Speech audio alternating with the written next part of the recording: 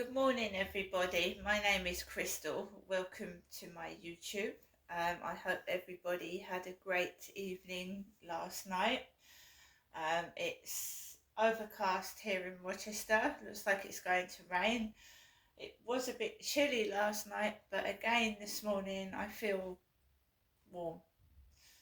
So it's overcast, dark, and a bit dreary. Alexa, good morning. Good morning. On this day in 1938, radio listeners in America were left convinced that aliens had invaded after hearing Orson Welles' infamous adaptation of The War of the Worlds. Many people took to the streets in panic before common sense finally prevailed. Alexa, what's the time, please? Good morning, Crystal. It's 8:10 a.m. Alexa, what's the date today? Today is Wednesday, the 30th of October. Alexa, what's the weather outlook? Currently, in Rochester it's 12 degrees Celsius with mostly cloudy skies. Today, you can expect overcast weather, with a high of 14 degrees and a low of 10 degrees. Alexa, can you tell me a Halloween joke? Why do ghosts love elevators? It lifts their spirits. And Alexa, whose birthday is it today? Today's famous birthdays include American football quarterback Marcus Mariota, American businesswoman, socialite, fashion model, and daughter of Donald Trump Ivanka Trump, American actor, director and writer Henry Winkler, Indian actress Ananya Pandey, and American comedian and actor Andrew Schultz. Alexa, how many days to Halloween? One more day to Halloween, Halloween, Halloween. One more day to Halloween.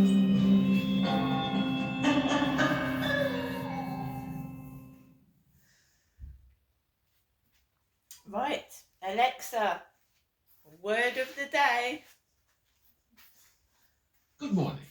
The word of the day is Prehension. Noun. It means the act of grasping something firmly.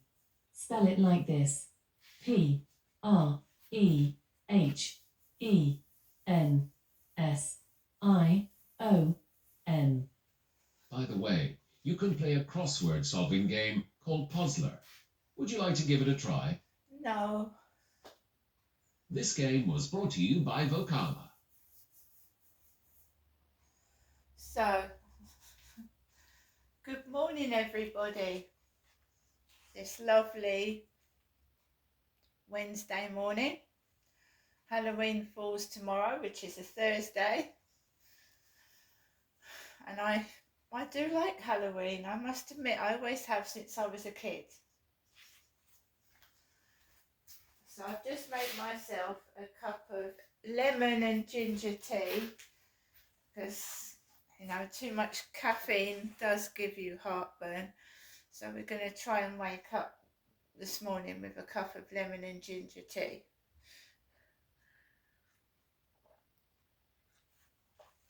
So, yesterday was fun, wasn't it? Yesterday evening certainly was fun. So, I don't know what the hell goes on, but in the evening or at the weekends or whenever the guy upstairs is in, we have shenanigans. I'm not saying it's his fault because I don't know what's going on. I'm just at home all day. Yeah, I'm at home all day. I'm a woman that's been through the ringer, and I'm sure there's many women out there that are going through the ringer right now. I'm not saying that, I'm just saying I'm at home most of the day. Apart from when I take my dog out for a walk and I need to go out somewhere and I feel vulnerable, and when I do go out I don't stay out for very long, not on my own I don't.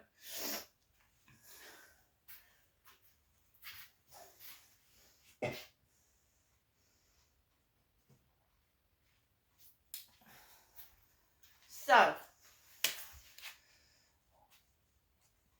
yesterday I came home from an afternoon walk and I came into my flat, and I do what I can to try and lift my spirits when I feel low, because I do feel low sometimes with the bullying that's going on and stuff like that. So I try and lift my spirits and make myself feel okay,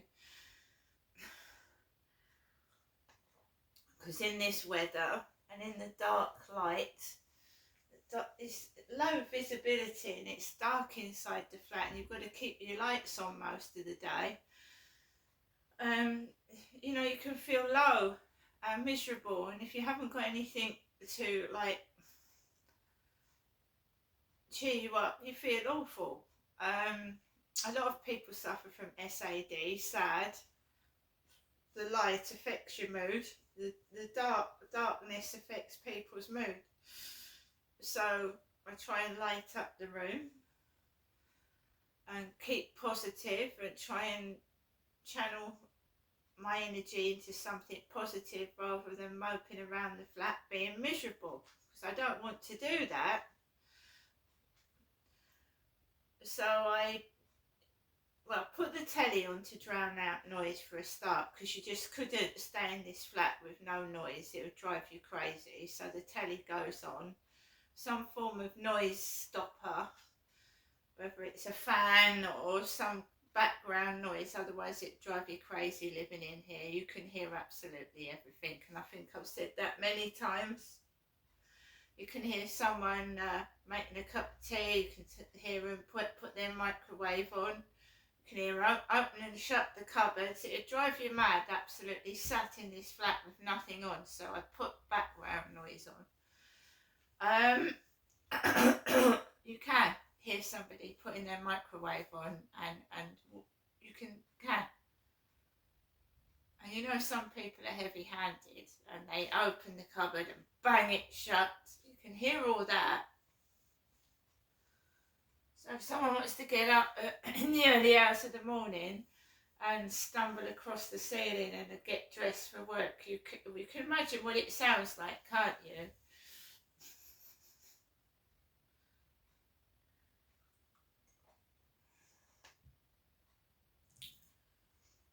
So I'm learning Polish, so I was getting engrossed in some Polish lessons, and then I don't like taking the dog out for a walk in the evening, and I think dog walking is becoming dangerous for people. Just simple dog walking your dog, minding your own business, walking your dog, or doing whatever on your own, and it's just becoming, just dangerous to go outside and do anything, isn't it? Going in a park, enjoying time with your children and your pets is getting dangerous. The stories that are coming up on my phone, apparently from the Daily Mail or the Daily Express, because I like to hear the news, just somebody's been hurt, this has happened, so's this. It's disturbing. So I take my dog for a walk in the evening, and the buzzer rang. I said last night, woman, good to go, parcel. No, not for me. Do you know whose it is? No, I haven't got a clue. She went.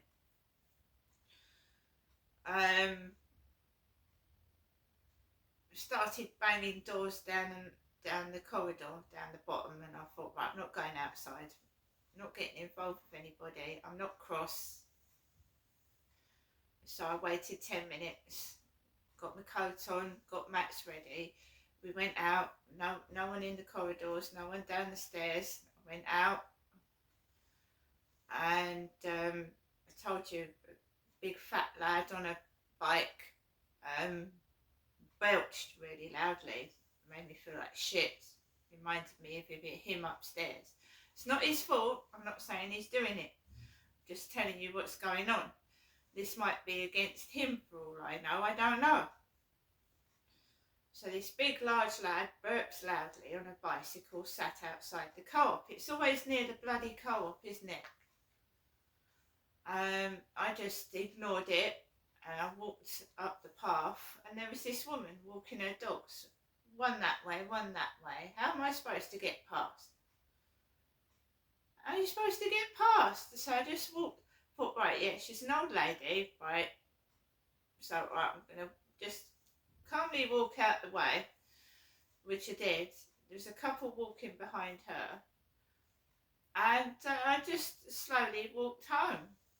And it was upsetting me because that is where that Polish guy, you know, he'd come up to me and he'd said, oh, you've lost your cat. I've heard you've lost your cat. Polish man it was. I mean, I have a stalker and you don't know who it is. And this strange man comes up to me and says to me, you've lost your cat. And I thought, right, I'm on my own in the bloody dark. There's this strange guy coming up to me. And it wasn't ugly. As in, you know, because people use that word, don't they? It wasn't ugly. It was an attractive young Polishman. And I said, yeah, I've lost my cat. And he went, oh, me and my girlfriend have lost our cat. Show me a picture of your cat. And you remember I had that lady in my flat and she wanted to see a picture of my cat. And I thought, oh my God, is that his girlfriend? Was that his girlfriend? The one that came in my flat before. And I just wanted to go. I didn't want to stay around him. It was like, I thought this is a bit uncanny and, you know, my cat's gone. And he didn't jump out the window because the windows were shut. He's obviously either gone out the front door or he's been stolen. And I'm thinking, well, this is a bit too uncanny. And I went away from him. So I came back home last night and inside my flat, and some people are strange how their mind works. It really is. And basically I was getting on with my business again. I have a tooth that reacts to noise, a tooth. Basically, if I had it extracted, all this would probably stop. And I can control it to an extent with painkillers, right? It might not be the actual tooth, because I told you I've got nerve damage to my face, so I'm reluctant to have a tooth extracted if it's going to keep going on anyway. So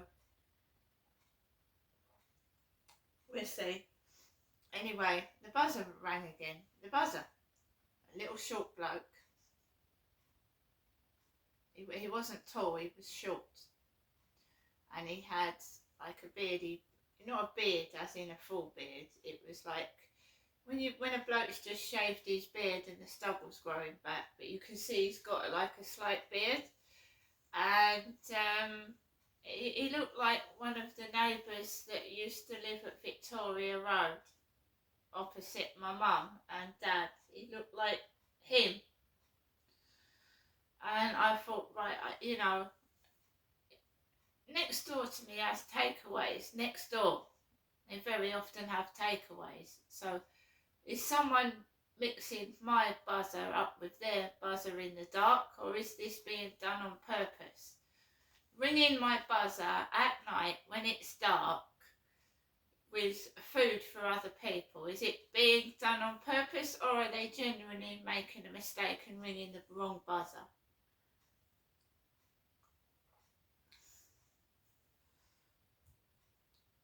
I have been told not to turn my buzzer off or switch my phone off. I have got family. I've got an elderly mother, and if I switch the phone off and I switch the intercom off, if something happens, I won't be there to hear it, will I? So I can't switch it off. I don't know if you can mute it.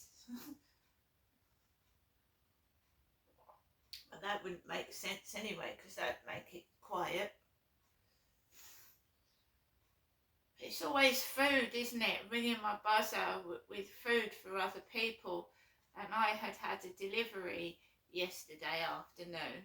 I'd had a delivery and there wasn't a load in those bags.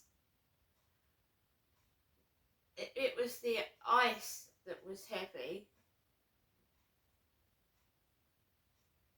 But there wasn't a load in those bags. It looks like there was a lot, but there was about 3 or 4 small items in each bag.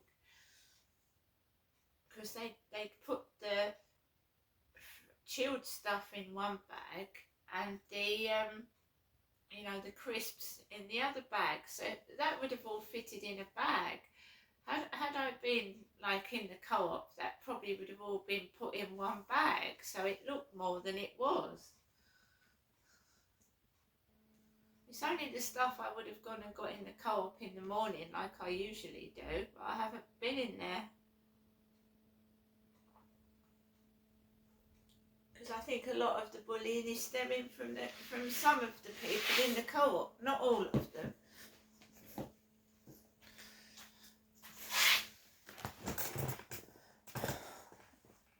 So,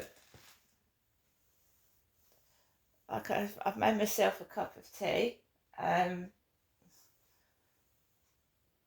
It's all about trying to make me cross, trying to get me upset, and I haven't been to see my mum. So I haven't been to see my mum since Harry, my cat, went missing. And I told you they start playing up if I don't go and see my mother, and Jennifer is my mother. And I know this sounds terrible, but there's sexual connotations to all this. Sexual connotations, underhand sexual bullying. Jennifer is my mother. Derek obviously was my father. My father died in 2021 of a sudden heart attack. I didn't know. I found out 2 days. They didn't send the police round to tell me my dad had passed on. Nobody told me. I had an answer phone message on my phone, and I found out 2 days after he'd passed away that he was dead. Normally, someone would send the police out to tell me that my father had gone. No one bothered. I didn't know. Nobody told me. I get this message of my mum on the phone just telling me in a bland way that my father's died 2 days after he's dead. There is definitely something underhand going on here.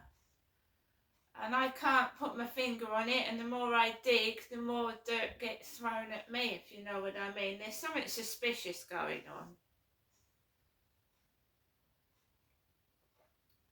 So, I haven't been to see my mother, so the messages have started, and they're of a sexual connotation. And all I see is my mum, and I'm a woman, and I realise that I am dealing with a stalker pervert. So last night I'm started getting rude messages again. I'd like to see you in tights. And then my mother keeps ringing at 8 o'clock in the morning, and I'm in all day, and I've got some pervert telling me that they want to see me in a pair of tights. Nothing but a pair of tights. Nothing but a pair of tights. I don't see anybody. I'm in my flat all day.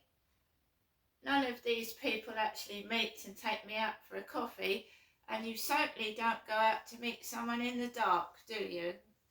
If you get a random message saying, "Oh, I like the look of you," come and meet me at so-and-so. What, in the dark? No way.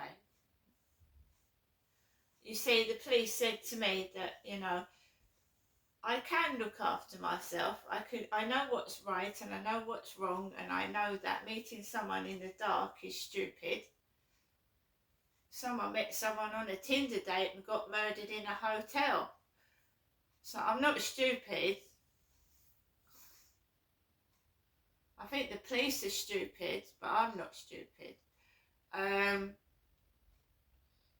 So this guy,